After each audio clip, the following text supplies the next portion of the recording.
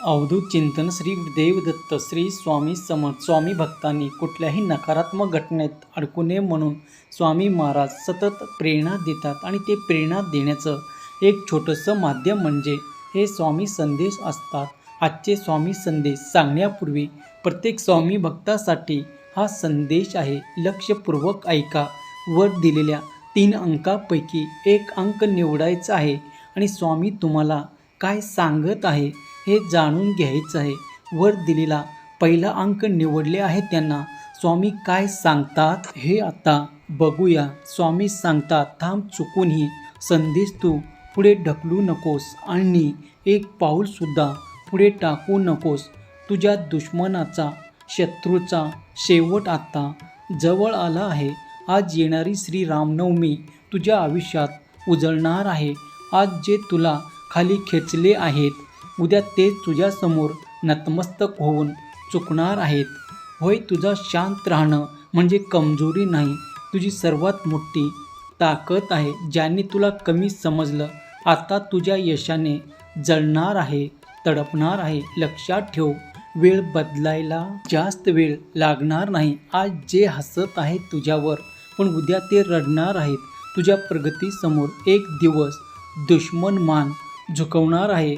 देव उशीर करतो पण अन्याय कधीच नाही. तुझं यश त्यांना सर्वात मोठा धडा शिकवणार आहे.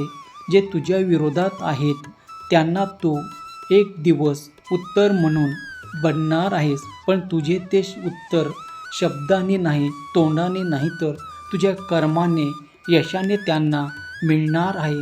होय, तुझ्या शांततेला कमजोर समजणारे एक दिवस आता घाबरणार आणि पश्चाताप करणार. आज तुझी किंमत नाही, पण उद्या तुझ्याशिवाय ते काहीच नाहीत. वेळ अशी येणार आहे की ते तुझ्याकडे माफी मागायला नक्कीच येतील. तू फक्त स्वतःवर काम कर, बाकी सगळं आपोआप घडणार आहे. जे तुला तोडायला आले तेच तुझ्यासमोर तुटणार आहेत. दुश्मनाला हरवायचं असेल तर आवाज नाही, परिणाम महत्त्वाचा आहे आणि तुझ्या आयुष्यातील परिणाम आता त्यांना दिसणार आहे. बाळा, फक्त तू विश्वास ठेव.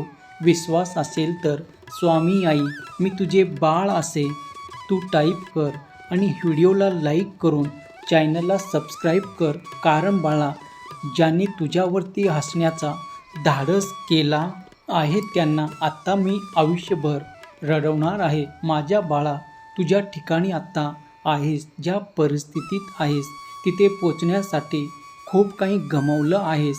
मी हे सगळं पाहत आहे, मला सगळं माहीत आहे. माझ्या लेकरा, तू मजबूत आहेस, कणकर आहेस, धाडसी आहेस, पण ते सर्व बाहेरून आतून तू किती वेळा तुटलास, किती वेळा स्वतःला सावरला, किती वेळा तू रडलास, रात्र जागून काढलास, हे सर्व मी जाणतो, मी पाहिलं आहे. पण तुझ्या प्रत्येक अश्रूचं मोल आता तुला मिळणार आहे. होय, मी प्रत्येक अश्रू हिशोबात लिहून ठेवले आहेत आणि त्याचं फळ तुला आता मिळणार आहे. तुझ्या आजूबाजूच्या घरच्यांना, लोकांना फक्त तुझं हसणं दिसलं, पण तू त्या हसल्याच्या मागचं दुःख कोणालाच कधी दिसलं नाही आणि त्यांनी तुला समजूनही घेतलं नाही. तुला असं वाटलं की आता हे सगळं बस झालंय, आयुष्य संपावं, हे सगळं थांबावं. पण माझ्या लेकरा, तुला माझा आशीर्वाद सदैव मिळत गेला आणि तू थांबला नाहीस. कारण तुझ्या अजूनही एक आशा जिवंत आहे, ते म्हणजे तुझा देव तुझ्या पाठीमागे आहे याची जाणीव बाळा. तुझा देव, तुझी स्वामी आई सदैव तुझ्या पाठीशी आहे. हाच तो विश्वास ठेव आणि प्रत्येक पाऊल तू पुढे टाक. बघ, एक दिवस असं यश, मोठं शिखर गाठशील की पाहणारे अचंबित होतील. होय बाळा, तुला असं वाटतं की सगळं तुला सोडून गेले. जे तुझ्याजवळ होते ते बदलले. ज्याच्यावर तू मनापासून विश्वास ठेवला त्याने तुला तोडलं, दुःख दिले, त्रास दिला आणि ह्यात सर्व खापर तू स्वतःला दोष देत बसला, स्वतःवरती फोडला. होय बाळा, तुला असं वाटलं की मीच खोटा आहे, मीच चुकीचा आहे, माझ्यातच काहीतरी कमी आहे. पण माझ्या लेकरा, नाही, तुझ्यात काहीच कमी नाही. तू खूप सच्चा आहेस, खरा आहेस. प्रामाणिक आहेस. या आजच्या जगात खरं असणं हेच सर्वात मोठं आव्हान आहे. चुकीचं आहे. लक्षात ठेव, जे लोक तुला सोडून गेले, जाऊ दे त्यांना. ते तुझ्या आयुष्यातून जाण्यासाठी झाले होते, कारण ते कायमचे नव्हते.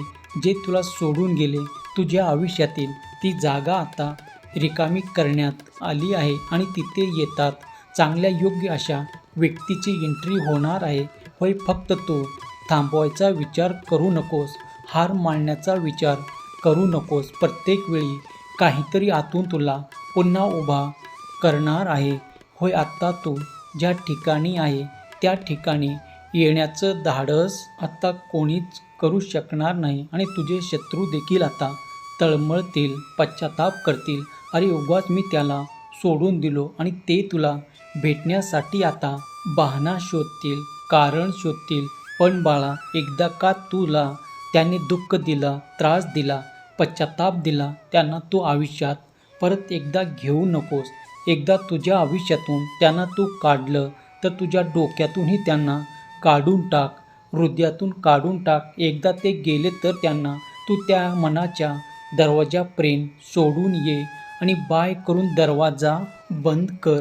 गेले त्यांना जाऊ दे. परत त्यांना तुझ्या आयुष्यात घेण्याची चूक तू अजिबात करायचं नाही, कारण हे असे दुतोंडी माणसं कधीच आपली होत नसतात. त्याचा स्वार्थ असलं की ते आपल्याजवळ येणार, लाडीगोडी लावणार आणि नंतर त्याची गरज संपली की परत आपल्याला सोडून देणार. हे अशा धूर्त कपटी माणसांना मन हा प्रकार नसतो आणि आपलं मन, समोरच्याचं मन ते बिनधास्त तोडून देत असतात.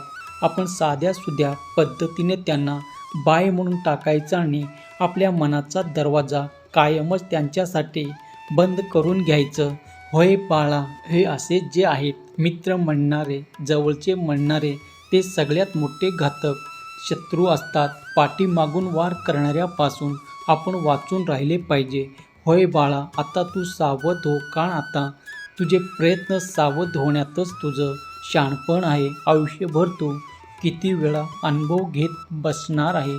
तुझं आयुष्य असंच गेलं आहे दुसऱ्यासाठी, दुसऱ्याच करता करता. पण आता बघ, तुला स्वतःसाठी जगण्याचा वेळ आता आला आहे. बस कर दुसऱ्यासाठी जगणं.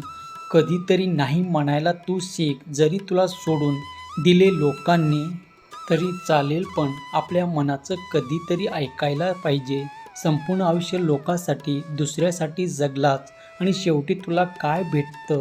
तुला लोक नावच ठेवत आहे आणि तू एकही वेळेस जरी नाही म्हटलं तरी लोक तुला म्हणतात की तू स्वार्थी झालास, बदललास नाही. बाळा, तू स्वार्थी नाही झालास. खरं तर आयुष्य इथूनच पुढे आता जगणार आहेस. होय बाळा, आपले स्वप्न, आपले इच्छा हे जे आहे त्याच्यासाठी आपण आपलं आयुष्य जन्ममार्गी लावायला, सत्कर्मी लावायला पाहिजे. बस झाले, आता स्वतःसाठी जगण्याचं वेळ आलं आहे. होय बाळा, तू आता हार मानू नकोस. तू प्रयत्न करतोस.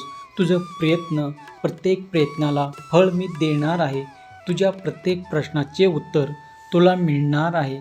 बघ बाळा, माझ्यावर विश्वास ठेव आणि एक एक पाऊल तू टाकत राहा.